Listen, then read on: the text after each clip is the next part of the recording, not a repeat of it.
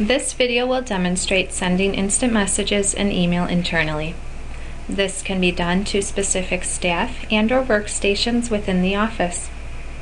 From anywhere within the Desco app, I will select the Pony Express icon to send an instant message. Choose either preset Office-defined quick buttons or create your own message. Select the stations, staff, or types of staff who are currently on the system and who will receive the message. Prior to sending the message, it may be flagged as urgent and/or a request for the recipient to respond. I will click OK to send. I have sent this message to myself so you are able to see how it will appear to the receiving party.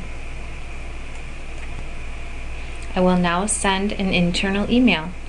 From anywhere within the Desco app, I can select the mail icon. I need to identify myself since I am accessing my mailbox.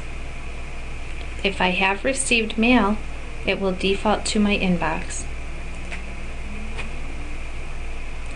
Optionally, I can view global messages, which are communications intended for the entire office. I will select New Mail to send a new mail message. I will type my message.